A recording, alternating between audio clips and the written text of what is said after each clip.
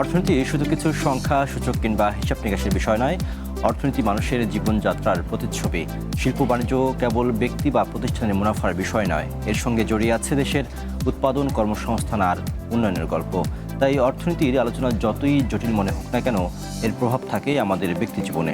অর্থনীতির কঠিন আলাপকে সহজ ভাষায় বিশ্লেষণ করতেই চ্যানেল ওয়ানের নিয়মিত আয়োজন মেঘনা ইন্স্যুরেন্স পিএলসি সৌজন্যে বাণিজ্য সংলাপ।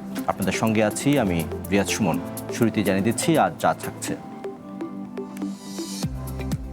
পুঁজিবাজারে মার্জিন ঋণ নীতিমালায় আসছে বড় পরিবর্তন। যুক্ত হচ্ছে নোটিশ ছাড়াই ফোর্স সেলের বিধান, বাতিল হচ্ছে নিম্নমানের শেয়ার মার্জিন ঋণ।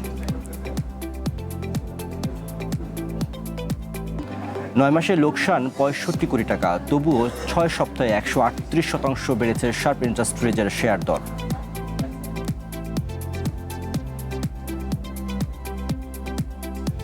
এছাড়াও থাকবে শেয়ার বাজার, ব্যবসা বাণিজ্য এবং শেয়ার বাজারের নানা বিশ্লেষণ। আর পুরোটা সময় জুড়ে আজ আমাদের সাথে থাকবেন ঢাকা স্টক এক্সচেঞ্জের সাবেক স্বতন্ত্র পরিচালক লেফটেন্যান্ট জেনারেল অবসরপ্রাপ্ত মোহাম্মদ কামরুজ্জামান। স্যার, আপনাকে স্বাগত জানাচ্ছি আমাদের আজকের বাণিজ্য সংলাপে। জি, আমরা আজকে শেয়ার বাজারের নানা দিক নিয়ে কথা বলতে চাই। একই সাথে যে মার্জিনের ঋণের যে পরিবর্তন আসে সে বিষয়টি নিয়ে আমরা কথা বলবো। আমাদের কাছে একটি প্রতিবেদন আছে, সেটি একটু আগে দেখে আসতে চাই। মার্জিন ঋণ নিয়ে পুঁজিবাজারে শেয়ার কেনা বিনিয়োগকারীদের নিজস্ব মূলধন বা ইকুইটির পরিমাণ 25% নিচে নামলে আগাম নোটিশ ছাড়াই শেয়ার বিক্রি করতে পারবে ঋণদাতা প্রতিষ্ঠান। এমন শর্ত যুক্ত করে নীতিমালায় পরিবর্তন আনছে Bangladesh security exchange commission BSc. এছাড়া বাতিল হচ্ছে জেড এনজি ক্যাটাগরি ও ওটিসি শেয়ারের মার্জিন ঋণ নেয়ার বিধান। দেশের পুঁজিবাজারে মার্জিন ঋণ ব্যবস্থায় বড় পরিবর্তন আনছে নিয়ন্ত্রক সংস্থা বিএসইসি। সংশোধিত বিধিমালায় সাধারণ সিকিউরিটিজের জন্য মার্জিন ঋণের অনুপাত নির্ধারণ করা হয়েছে 1:1। মার্জিন ঋণের যোগ্যতার ক্ষেত্রেও পরিবর্তন আনা হয়েছে পিই রেশিওতে। ব্যাংক, নন লাইফ, বিমা ও অন্যান্য খাতের শেয়ারের ক্ষেত্রে সর্বোচ্চ পিই রেশিও 30 থেকে বাড়িয়ে 40 করা হয়েছে। তবে জীবন বীমার পিই রেশিওর পরিবর্তে প্রাইস টু বুক বিবেচনা করা হবে। গুরুত্বপূর্ণ পরিবর্তন এসেছে মার্জিন কল ও ফোর্স সেলের ক্ষেত্রে।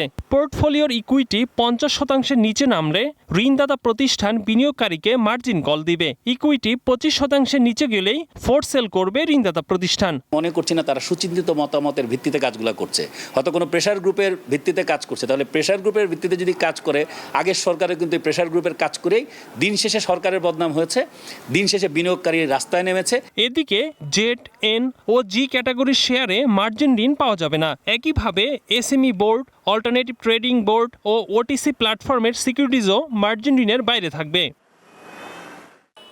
Ekramul Islam Khan, one news, Dhaka. দর্শক, প্রতিবেদনটি আমরা দেখলাম, এই বিষয়টি নিয়ে আমরা কথা বলতে চাই। আমাদের সাথে আছেন কামরুজ্জামান স্যার।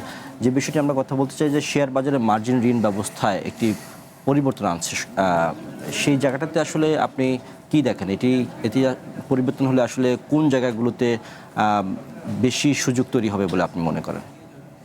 আপনাকে এবং চ্যানেল ওয়ান টেলিভিশনের দর্শক শ্রোতাদের সালাম জানিয়ে আপনার প্রশ্নের উত্তরটা, আপনি যেইভাবে আমাকে প্রশ্ন করেছেন, এই প্রশ্নের উত্তরটা কিন্তু প্রশ্নটা পিসমিল, মানে একটা পার্টিকুলার মার্জিন রুলের ব্যাপারে আপনি কথা বলছেন, বাট এটার উত্তর কিন্তু পিসমিলে দেওয়া যাবে না। এর উত্তর অনেকটা হলিস্টিক, অনেক কিছু এটার সাথে জড়িত। প্রথমে আমাদের বুঝতে হবে মার্জিন রুলটা কি জিনিস। কারণ আমি এই যে একটু আগে আপনাদের রিপোর্টিংটাও দেখছিলাম, ওখানে যেভাবে বলা হয়েছে সাধারণ মানুষ এই কথাবার্তার কিছুই বুঝবে বলে আমি মনে করি না। কারণ মার্জিন রুল এটা হলো আপনার, এটার আগে দেখতে হবে রুলের বাংলা হলো বিধি, এবং এটা একটা পার্টিকুলার অ্যাক্টের আন্ডারে কিন্তু এই রুলটা হয়েছে। সো সেই অ্যাক্টটার নাম কি? সেই অ্যাক্টটার নাম হলো Bangladesh securities exchange commission act 1993। So এই অ্যাক্টটাও কিন্তু এটা ইন্ডিপেন্ডেন্ট না। এই অ্যাক্টটা তৈরি হয়েছে এটার আগে পাকিস্তান আমলে, আপনার securities and exchange act ordinance 1969। So অ্যাক্টকে এক্সপ্লেন করে আপনার রুল, বাংলাতে বলে বিধি, আর অ্যাক্ট অর্থ হলো আইন। এবং এই যে Bangladesh securities exchange commission rules 2025 on margin, ব্র্যাকেটের শব্দটা মার্জিন, অর্থাৎ 20 মার্জিন রুল 2025 সালে লেটেস্ট হয়েছে। তো এটা বর্তমান জাতীয়তাবাদী সরকার এখন ক্ষমতায়, ওনারা এটার উপরে কিছু চেঞ্জ এনেছেন। তো এই রুল বোঝার আগে আমাকে বুঝতে হবে মার্জিন কি জিনিস। তো আমি কেন এই কথাগুলো বলছি, যে আমরা যতই ইনভেস্টরদের স্বার্থ নিয়ে কথা বলি, ইনভেস্টরদের স্বার্থের পাশাপাশি এখানে কিন্তু অন্যান্য কিছু ইনস্টিটিউশন এবং গ্রুপের স্বার্থ জড়িত। So Bangladesh security exchange commission যখনই কোনো ডিসিশন নিতে যায় তাকে কিন্তু ডিলেমাই পড়তে হয় যে ইনভেস্টরদেরকে মানে ওদের স্বার্থটাকে বড় করে দেখবে, নাকি আপনার ব্রোকারেজ হাউস যেগুলো আছে, তারপরে আপনার অ্যাসেট ম্যানেজমেন্ট কোম্পানিজ আছে, বিভিন্ন আপনার অর্গানাইজেশন এই পুঁজিবাজারের সাথে জড়িত। কারণ বাংলাদেশের পুঁজিবাজার এটা কিন্তু মাইক্রো লেভেলের ব্যাপার না, এটা হলো একটা সামষ্টিক ব্যাপার, এটা আপনার একটা ম্যাক্রো মার্কেট। তো মার্জিন হলো যে আপনি যখন পুঁজিবাজারে গিয়ে শেয়ার কিনবেন, আপনি আপনার টাকা দিয়ে শেয়ার কেনার কথা, এবং শেয়ার কেনার জন্য আপনাকে একটা অ্যাকাউন্ট খুলতে হয় এই যে ব্রোকারেজ হাউসে, এবং অ্যাকাউন্ট খুলে আপনি শেয়ার কিনবেন। তার মানে এই শেয়ারটা হলো আপনার একটা মালিকানা। বাট এই শেয়ার কেনা আরেকটু বেশি টাকা দিয়ে শেয়ার কেনার জন্য আপনি কি করছেন, ওই ব্রোকারেজ হাউস বা ব্যাংক থেকে আপনি লোন নিচ্ছেন। কতটুকু লোন নিতে পারবেন এটার যে লিমিট, ওইটা নিয়েই হলো এই আইনটা, Bangladesh security exchange commission margin rule 2025। এখন এটার মধ্যে কি পরিবর্তন আনা হলো এটা যদি আপনি বুঝতে চান, তাহলে আপনাকে কিন্তু পুরো মার্জিন রুলটা আগে বুঝতে হবে। আর মার্জিন রুল বোঝার জন্য আপনাকে ওই যে বলেছি দুইটা প্যারেন্ট অ্যাক্ট এবং অর্ডিন্যান্স, একটা হলো Bangladesh securities exchange commission act 1993, এবং এর আগে হলো সিকিউরিটিজ অ্যান্ড এক্সচেঞ্জ অর্ডিন্যান্স 1969। এরপরে আবার securities exchanges demutualisation act 2013। So আপনি জাস্ট ইন পিসমিল মার্জিন রুলের কি পরিবর্তন আসলো এবং এটাতে কি এফেক্ট হবে, এটার উত্তর এভাবে এত সহজভাবে দেওয়া সম্ভব না। এটির ব্যাপক আলোচনা রয়েছে স্যার। একই সাথে আমরা দেখতে পাচ্ছি যে এই বিধিমালায় সাধারণ সিকিউরিটির জন্য মার্জিন ঋণের অনুপাত 1:1 করা হয়েছে, এটিকে আপনি কিভাবে মূল্যায়ন করবেন? মানে মার্জিন ঋণের অনুপাত 1:1, এটা আগে যারা ইনভেস্টর তাদেরকে বুঝাতে হবে যে, বিকজ এখানে কিন্তু ইনভেস্টরদের আপনার ওদেরকে নলেজেবল করা, ওদেরকে ফাইন্যান্সিয়াল লিটারেসি দেওয়া, এগুলো কিন্তু বাংলাদেশ সিকিউরিটি এক্সচেঞ্জ কমিশন সহ Dhaka stock exchange, Chittagong stock exchange, তাদের এটা আপনার একটা লিগ্যাল দায়িত্ব যে যারা ইনভেস্টর এবং এই মার্কেটের সাথে যারা জড়িত তাদেরকে ওয়াকিবহাল করা এবং তাদেরকে সেই পরিমাণ জ্ঞান দেওয়া। আপনি যে 1:1 বলছেন, আপনাকে বুঝতে হবে যে ইনভেস্টর মার্কেটে এসেছিল শেয়ার কিনতে, শেয়ার মানে মালিকানা, তো শেয়ার কেনার জন্য সে তার টাকাটা দিয়েছে। এখন সে যদি একটু অত্যন্ত ধর্মের ইয়েতে যদি সে এসে থাকে যে আমি কোনো সুদ বা ইয়েতে যাব না, যেটাকে কোরআনের বা ভাষায় বলা হয় রিবা, হ্যাঁ, আমি একটু আপনার কোরআনের একটা আয়াত আপনার কাছে বলছি, এটা হলো সূরা বাকারা 2 নম্বর সূরা, এটার 275 নম্বর আয়াতে বলা আছে যে তোমাদের জন্য ব্যবসাকে হালাল করা হয়েছে, কিন্তু তোমাদের জন্য সুদ বা রিবা এটা হারাম। তো এখন 1:1 যে আপনি বলছেন, আপনি 1% দিয়ে শেয়ার কিনেছেন হালাল আপনার অ্যাজ পার ইসলাম, আর বাকি 1% দিয়ে আপনি ঋণ নিচ্ছেন। ঋণ নেওয়া মানে ইউ আর ইন দি মানে প্রসেস অফ গিভিং ইন্টারেস্ট, এবং যেটা নাকি রিবা। সো এই কথাগুলো কিন্তু আপনাকে ইনভেস্টরদেরকে বুঝাতে হবে।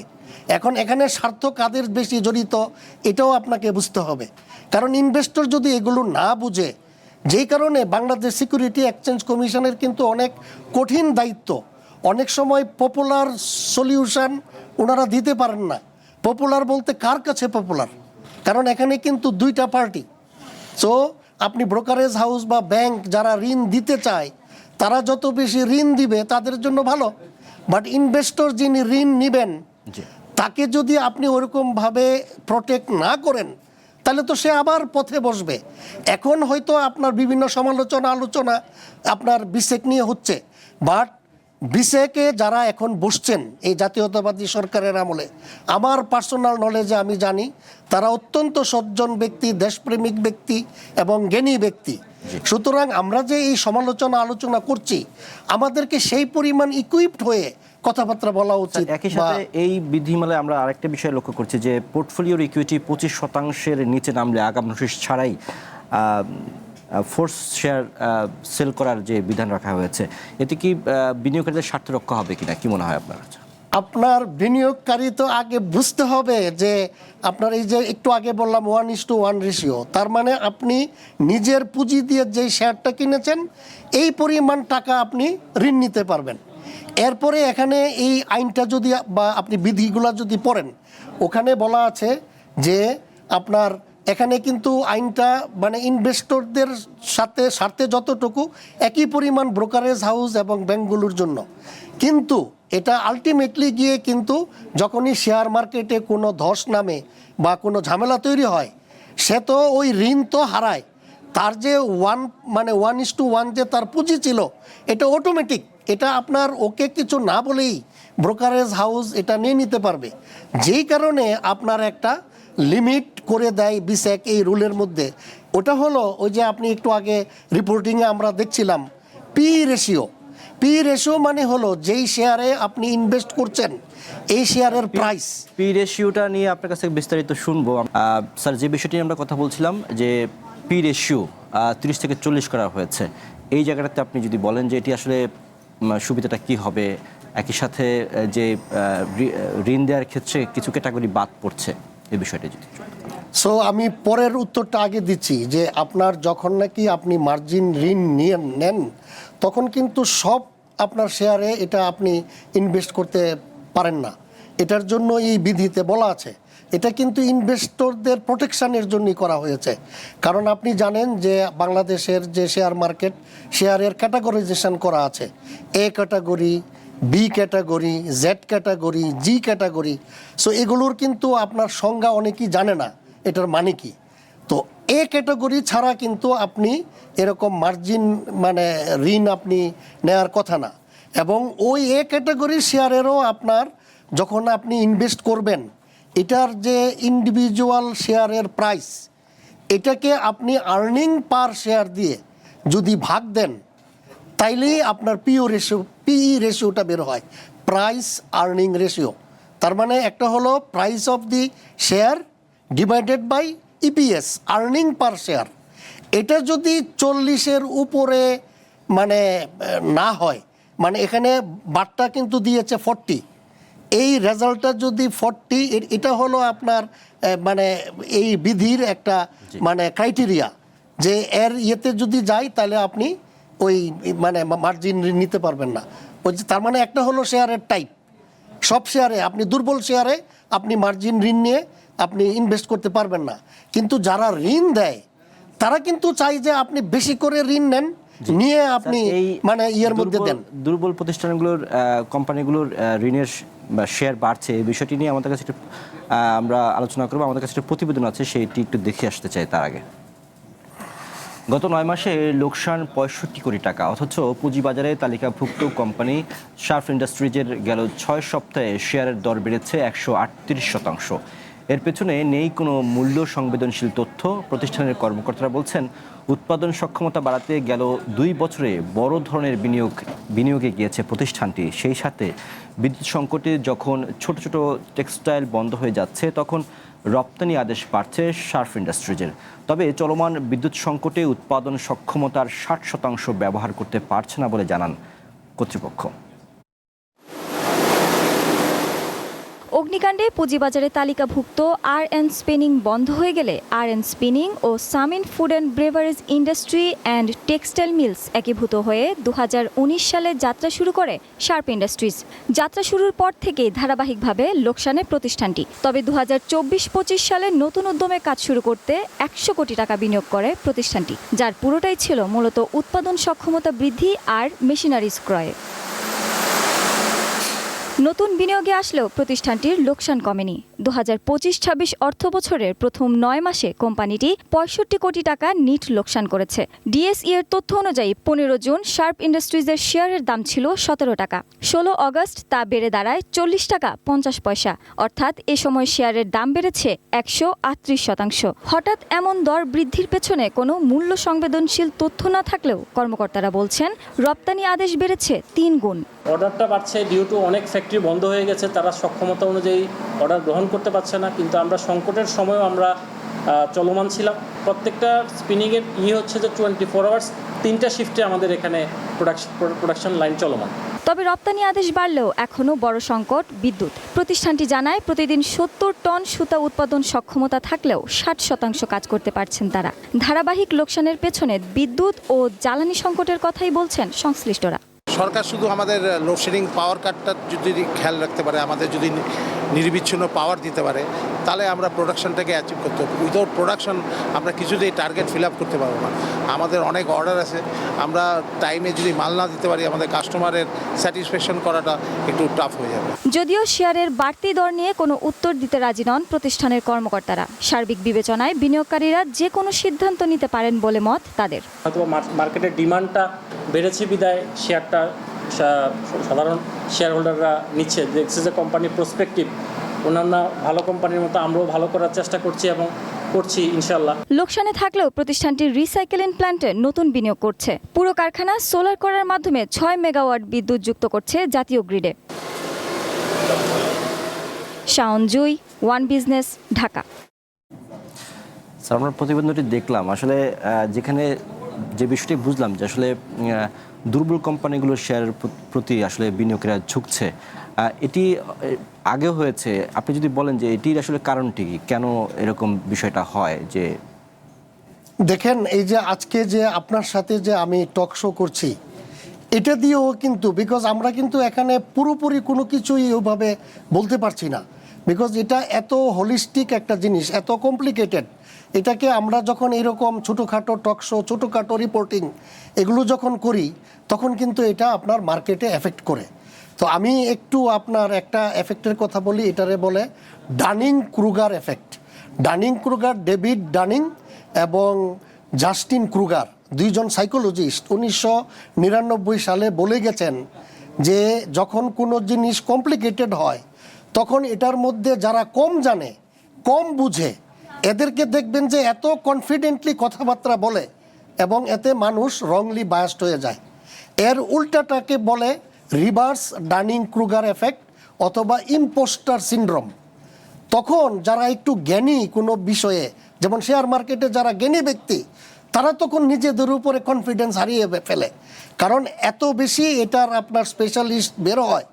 তো এই পরিস্থিতি থেকে বের হওয়ার জন্য পবিত্র কোরআনে আপনার সূরা নিসা 4 নম্বর সূরা, এটার 29 নম্বর আয়াতে কিন্তু আল্লাহ তাআলা বলেছেন যে ব্যবসা তোমার জন্য হালাল, বাট এটা হইতে হবে ফেয়ার ট্রেড। পরবর্তীতে সূরা মাইদা 5 নম্বর সূরা, ওটা 90 নম্বর আয়াতে বলেছে ব্যবসার সাথে গ্যাম্বলিংকে মিক্স করা যাবে না। শেয়ার মার্কেট এখন কিন্তু অনেকটা ক্যাসিনো এফেক্ট বা গ্যাম্বলিং এফেক্টে চলে গেছে। এটার জন্য অন্যতম কারণ যেটা আমি প্রথমে আপনাকে বলেছি, যে দেখেন এককালে আমরা আপনার শেয়ার এরকমভাবে শাউটিং করে শেয়ার বিক্রি করেছি, এখন কিন্তু এটা আপনার অনলাইনে আমরা কেনাবেচা করছি এবং কেনাবেচাটা হচ্ছে কিন্তু আপনার ইলেকট্রনিক্যালি, এবং এটা সময় কিন্তু না একটা ফুল কেনাবেচার জন্য। এটা আবার টাইপ অফ শেয়ারের উপর ভিত্তি করে। এ টাইপ যদি হয় এটা লাগে T+2 ট্রানজ্যাকশনের পরে 2 দিন লাগে এটা আপনার কমপ্লিট হতে, আর এগুলো যদি নিচের টাইপের হয় এটা আপনার T+3। এরপরে এই শেয়ারগুলো আপনার কোথায় থাকবে, এটার জন্য একটা সেন্ট্রাল ডিপোজিটরি আছে, হ্যাঁ, ডিপোজিটরি অ্যাক্ট 1999, ওইটা দিয়ে সেন্ট্রাল ডিপোজিটরি বাংলাদেশ তৈরি হয়েছে। এটার যে এই যে আপনার কেনা বেচার যে ট্রানজ্যাকশান, এটার জন্য আরেকটা অর্গানাইজেশন আছে CCBL, central counter party Bangladesh limited. এখন আপনি যেই সহজে একটা রিপোর্টিং দেখালো যে কম মানে কি বলে মূল্যের শেয়ার কেন বাড়ছে, অ্যাকচুয়ালি তো শেয়ার বাড়া বা কমার কারণ হওয়া উচিত ছিল সত্যিকারের যারা বিজনেস অর্গানাইজেশন তারা কেমন করছে। কিন্তু এটা ম্যানিপুলেশন হচ্ছে, গ্যামলিং হচ্ছে। কেন? আমরা যতটুকু জানার এতটুকু জানি না। আমাদের মধ্যে ইচ্ছা করে ম্যানিপুলেট করার জন্য অনেক সময় ইনফরমেশন গ্যাপে ফেলানো হয়। তারপর আমি প্রথমেই যেটা বলেছিলাম, সকলকে জ্ঞান দেওয়ার দায়িত্ব কিন্তু ছিল আমাদের বিসেকের, ঢাকা স্টক এক্সচেঞ্জের। বের হওয়ার কৌশলটা কি হতে পারে এখন? বের হওয়ার কৌশল এখন আমাদেরকে বেশি তাড়াহুড়া করলে হবে না। বর্তমান গণতান্ত্রিক সরকার, জাতীয়তাবাদী সরকার ক্ষমতায় এসছে মাত্র 6 মাস। এখন পুরনো যারা নাকি এরকম ধোঁকাবাজ, যারা গ্যাম্বলিং করেছে, ম্যানিপুলেট করেছে, তাদেরকে কিন্তু শুধুমাত্র আপনি আইন করে পারবেন না। এটার জন্য আপনার আইনের পাশাপাশি নৈতিকতা অত্যন্ত গুরুত্বপূর্ণ একটা জিনিস। জি। আপনার ল এবং এথিক্স, আপনি লতে কিন্তু অনেক ফাঁক ফুকুর আছে, বাট যখন আপনি নৈতিকতায় যাবেন তখন কিন্তু আপনি একজন ভালো মানুষ হিসাবে আপনাকে, তখন আপনি এই ধরনের ম্যানিপুলেশন, গ্যাম্বলিং, ইনভেস্টরদেরকে রাস্তায় বসানো, এগুলো থেকে আপনি বের হতে পারবেন না। আরেকটা বিষয় স্যার, আপনি জানেন যে এখন দেশের বিভিন্ন জায়গায় গ্যাস সংকট চলছে। এটি আসলে শিল্প প্রতিষ্ঠানগুলোর প্রভাব পড়ছে। যদি এরকম ধারাবাহিকতা অব্যাহত থাকে তাহলে আসলে বিনিয়োগে বা পুঁজিবাজারের প্রভাবটা কি হতে পারে? আপনাকে অনেক ধন্যবাদ যে আপনি এই প্রশ্নটা এখানে করেছেন।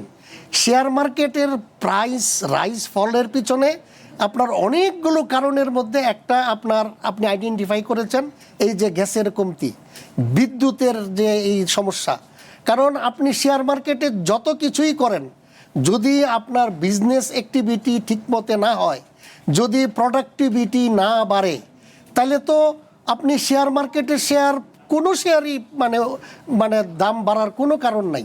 এবং আপনি জানেন যে বিদ্যুৎ, গ্যাস, এগুলো কিন্তু একটা গুরুত্বপূর্ণ ইনপুট আমাদের সকল বিজনেস সেক্টরে, হোক এটা প্রাইভেট, হোক এটা পাবলিক, হোক এটা লিস্টেড কোম্পানি, হোক এটা আপনার সোল প্রোপাইটার। সো এই যে বিদ্যুৎ, গ্যাস, এটার পাশাপাশি এই বর্তমান সরকারের আরেকটা দুর্ভাগ্য। স্যার, এই সংকটটি সরকার মোকাবেলা করবে এবং পুঁজিবাজারে তার সঠিক জায়গায় ফিরবে, নতুন সরকার সেই জায়গাগুলোতে কাজ করবে বলে এটা তো আমি ধন্যবাদ আমাদের আজকে আলোচনা। আমি আশাবাদী, আমি আশা করি যে এগুলো হবে। এই ছিল মেঘনা ইন্স্যুরেন্স পিএলসি সৌজন্যে বাণিজ্য সংলাপে। চ্যানেল 1-এর সাথে থাকুন, যুক্ত থাকুন আমাদের ফেসবুক পেজ, ইউটিউব চ্যানেল সহ অন্যান্য সোশ্যাল মিডিয়া লিঙ্কগুলোতে।